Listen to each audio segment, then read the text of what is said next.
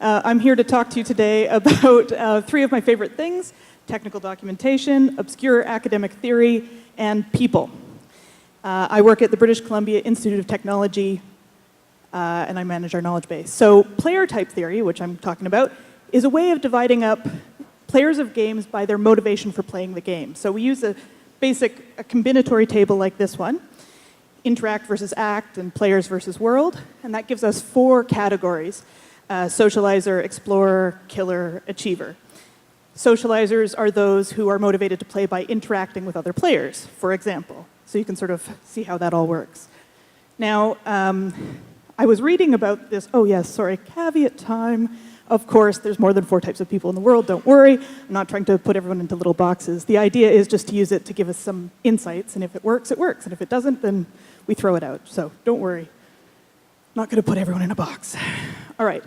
So I was reading about player type theory, and I noticed that there was a lot in it, even though it's about playing games, about documentation, right? And I wondered if there was some way it could help me understand why the most specialized people often write the least documentation in my workplace.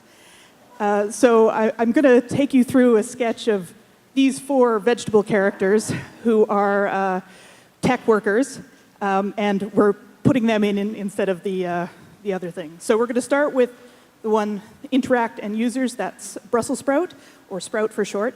Let's say they're a support desk worker. They have, good general technical experience and knowledge, but they are more of a person helping specialist than they are any kind of technical specialist with deep, deep knowledge. Now, as a documenter, they are in love with documentation. They are very oriented towards making it and using it because they know that it can help solve problems.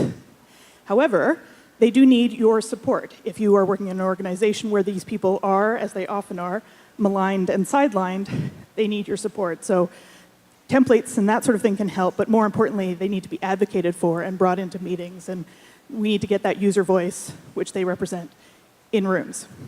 So that's one way to get documentation. Then we've got another category, which is turnip. Turnips are those who like to interact with technology. They're very, very motivated by gaining knowledge, and they love to deep dive into things and gain all that knowledge. And they are, as documenters, basically terrible. They're anti-documenters because if you have documentation, then that takes away all the fun of figuring things out, right? And they tend to want people to figure it out for themselves rather than to document them. So how do you support these people? And you want these people to be writing your documentation. You want it because this is where the good knowledge is. I suggest you reframe documentation as a way to show off their expertise, and also a way of keeping the users from interrupting their good work. So that's turnips. Now, the next category is kale. Kale is act on technology. They like to win. They are at the head of every exciting, big, sexy project. They always get kudos in that incomplete list of people who get kudos. As a documenter, they can be a bit inconsistent, but if the documentation, if having good docs is a success criteria for a project, they will do it. And they will do it maybe late sometimes, but they will do it because they want to win and they want to get all the success criteria, right?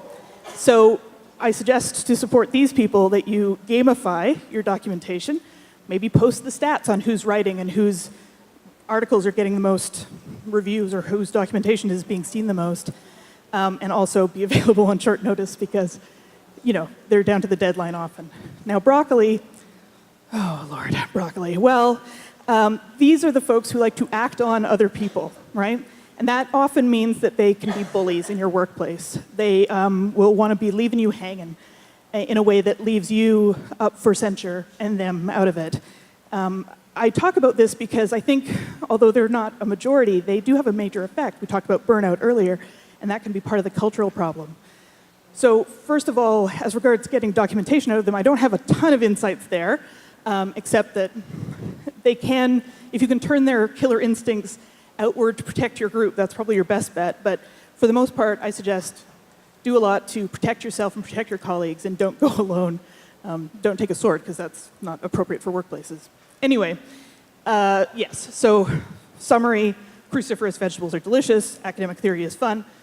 I've got a lot more to say about any of this, so please come and talk to me. And thank you very much. And I do have, yes, vegetable people stickers you can come and ask me for.